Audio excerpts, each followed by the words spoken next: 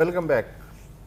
کوئی 3 دن پہلے کی بات ہے، ایک خبر یہ آئی تھی کہ اسلام آباد قائد اعظم یونیورسٹی میں جو نیشنل سینٹر فار فزکس ہے اس کا نام پاکستان کے جو پہلے نوبیل انعام یافتہ سائنسدان ہیں ڈاکٹر عبدالسلام، ان کے نام پہ عبدالسلام سینٹر فار فزکس رکھ دیا گیا ہے، اور خبر کے مطابق اس کی سمری وزیر اعظم کو پہنچ گئی ہے اور انہوں نے اس کی غالباً منظوری دے دی ہے۔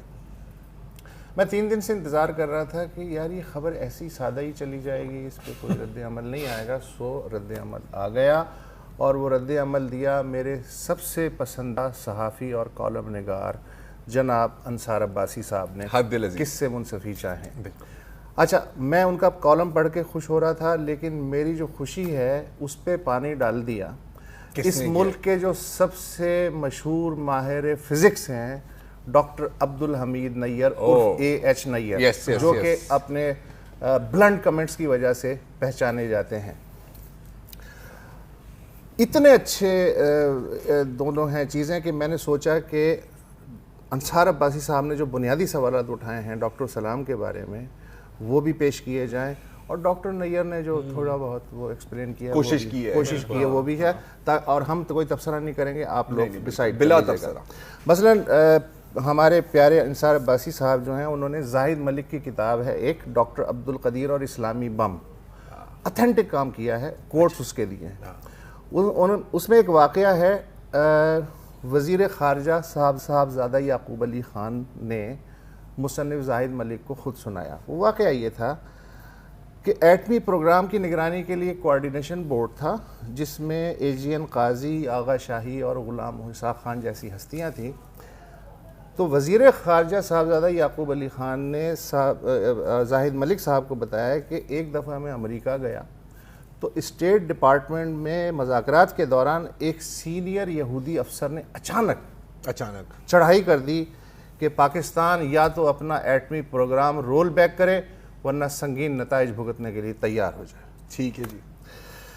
اس کے بعد یہ ہوا کہ میں نے ان سے کہا کہ بھائی ہمارا پروگرام بالکل پرامن ہے اور توانائی کے حصول کے لیے ہے، آپ لوگ کیا باتیں کر رہے ہیں، میری تو کچھ سمجھ میں نہیں آ رہا۔ اس پہ ایک CIA کا ایک افسر اس کو آ گیا تاؤ، کہنے لگے کہ صاحبزادہ صاحب آپ کیا بات کر رہے ہیں، آئیے میرے ساتھ ایک ساتھ والے کمرے میں آپ کو دکھاؤں کہ اسلامی بم کیا ہوتا ہے۔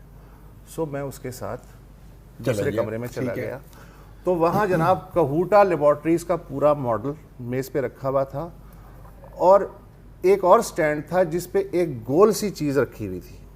اوکے، اس نے کہا یہ ہے آپ کا اسلامی بم جو اس لیبارٹری میں تیار ہوا ہے، آپ ہمیں سمجھ کے آ رہے ہیں۔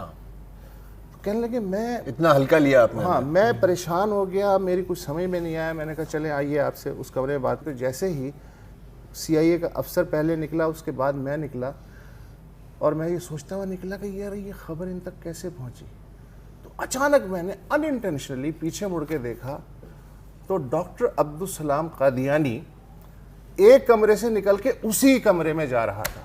تو صاحبزادہ یعقوب خان نے دل میں سوچا اچھا تو یہ بات ہے، یہ چکر ہے۔ اچھا اس کا لیکن میں ڈاکٹر AH نیّر نے کچھ اور بیان کیا ہے، ڈاکٹر وہ یہ کہ ڈاکٹر AH نیّر نے یہ جو واقعہ ہے کوٹ کیا ہے، اس کا جو جواب کیا دیا ہے، انہوں نے کہا ہے کہ صاحبزادہ یعقوب علی خان سے منسوب واقعہ صریحاً جھوٹ ہے۔ سن 1997 میں اسلام آباد کلب کی ایک ضیافت میں، جس میں صاحبزادہ یعقوب خان سمیت کئی نامور دانشور موجود تھے، صاحبزادہ سے امریکی اسٹیٹ ڈپارٹمنٹ کے اس واقعے کے بارے میں پوچھا گیا تو انہوں نے اسے مکمل جھوٹ قرار دیا اور کہا کہ ایسا کوئی واقعہ کبھی ہوا ہی نہیں۔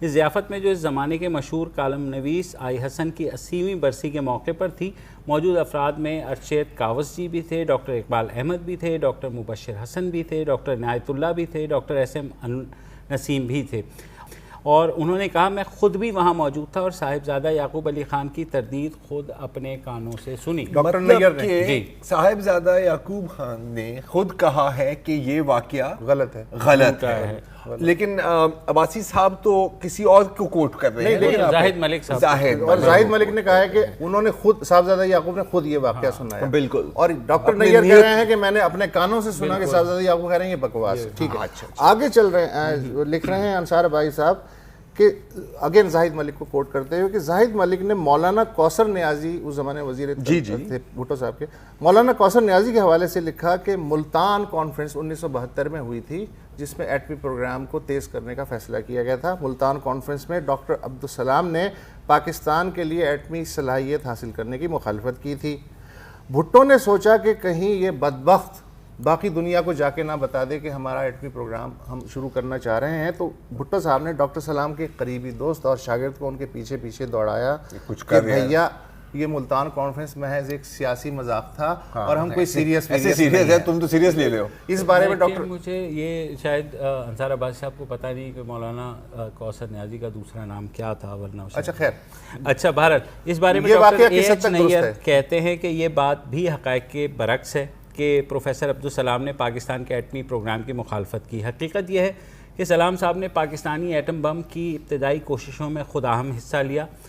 ڈاکٹر نیر کہتے ہیں کہ میرا تعلق فزکس سے ہے اور میرے فزکس کے متعدد دوستوں نے اس کام میں براہ راست حصہ لیا تھا، ان کی گواہی پیش کرنا چاہتا ہوں. پروفیسر سلام نے اپنے شاگرد پروفیسر ریاض الدین کو سن 1972 میں اس کام پر لگایا کہ وہ ایٹم بم کی امپلوژن کی ریاضی پر دسترس حاصل کریں تاکہ بم کا ڈیزائن تیار ہو سکے. اس کام کے لیے ڈاکٹر ریاض الدین نے اپنے پی ایچ ڈی کے شاگرد مسعود احمد اور اپنے ایک اور دوست ریاضی دان پروفیسر منیر احمد رشید کو شامل کیا. سلام صاحب نے ان تینوں کو اٹلی کے شہر تریستے میں قائم اپنے international centre for theoretical physics میں جگہ فراہم کی، جہاں وہ سلام صاحب کی نگرانی میں کام کرتے رہے. یہی کام بعد میں پاکستانی ایٹم بموں کے ڈیزائن کی بنیاد بنا. ڈاکٹر مسعود احمد اس کام کو اپنی ٹیم کے ساتھ کرتے رہے. سن 1998 کے 6 ایٹمی دھماکے ان کے ڈیزائن کردہ تھے. ڈاکٹر مسعود احمد حیات ہیں اور ان سے ان تمام حقائق کی تصدیق کی جا سکتی ہے. ڈاکٹر سمر مبارک مند بھی اس کی تصدیق کریں گے. اچھا، تیسری جو بات انصار عباسی صاحب نے لکھی وہ یہ ہے کہ جب ذوالفقار علی بھٹو نے قادیانیوں کو 1974 میں غیر مسلم اقلیت قرار دیا تو احتجاجاً ڈاکٹر عبدالسلام برطانیہ منتقل ہو گئے اور کئی سال تک انہوں نے پاکستان کا رخ نہیں کیا.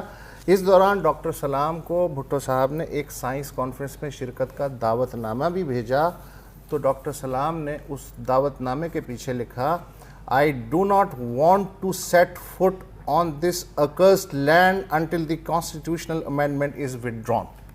یعنی یہ دفنائے کہاں گئے؟ سن تو لیں، یعنی میں اس لعنتی زمین پہ تب تک قدم نہیں رکھوں گا جب تک کہ آئینی ترمیم واپس نہیں لی جاتی، وہ قادیانیوں والی. ٹھیک ہے. ڈاکٹر نیر نے اس پہ کہا کہ یہ بھی قطعاً غلط بیانی ہے کہ سن 1974 کے بعد سلام صاحب اپنے نوبل انعام تک پاکستان نہیں آئے. انہوں نے کہا پروفیسر عبدالسلام کو پاکستان سے شدید محبت تھی اور پاکستان میں فزکس سے تعلق رکھنے والے افراد کی انہوں نے جس طرح سرپرستی کی اس کی گواہی اس شعبے سے متعلق تمام افراد دیں گے. سن 1976 میں عبدالسلام نے اپنے شاگرد پروفیسر ریاض الدین کے ہمراہ نتھیا گلی سمر کالج کی بنیاد رکھی جو پاکستان کے علاوہ اطراف کے ممالک کے ہزاروں سائنسدانوں کو اب تک فیضیاب کر چکا ہے اور اب تک کر رہا ہے. اس کالج کے ابتدائی سالوں میں سلام صاحب اپنی حد درجہ مصروفیات کے باوجود خود ہر سال آتے تھے اور اپنی ذاتی کوششوں سے دنیا کے اعلیٰ ترین سائنسدانوں کو اس میں لیکچر دینے پر آمادہ کرتے تھے. یہ بیان 1974 میں احمدیوں کو غیر مسلم قرار دیے جانے کے بعد پروفیسر عبدالسلام احتجاجاً پاکستان چھوڑ کر انگلستان منتقل ہو گئے. یہ بیان بھی گمراہ کن ہے. ڈاکٹر اے ایچ نیر کہہ رہے ہیں اس لیے کہ سلام صاحب تو پاکستان سے اپنی سکونت انگلستان یعنی انگلینڈ 50 کی دہائی میں ہی منتقل کر چکے تھے. یہاں یہ بات بھی قابل ذکر ہے کہ سن 1974 کے بعد بھی پروفیسر عبدالسلام نے کبھی اپنی پاکستانی شہریت ترک نہیں کی اور پاکستان میں سائنس کے فروغ کے لیے کام کرتے رہے اور دفن بھی یہی ہوئے اور اس پہ بات ہی ختم ہو جاتی ہے. بالکل. اب یہ دو بڑوں کا مسئلہ ہے انصار عباسی صاحب کا اور ڈاکٹر اے ایچ نیر کا اور دونوں ظاہر ہے کہ باعزت لوگ ہیں. ہم اس میں معاملے میں کچھ نہیں بولیں گے. بالکل ہم نے دونوں کا مقدمہ سامنے رکھ دیا ہے اور میرا خیال ہے اب وقفے کا ٹائم. بالکل وقفے کا ٹائم ہے. وقفہ لے لیجیے.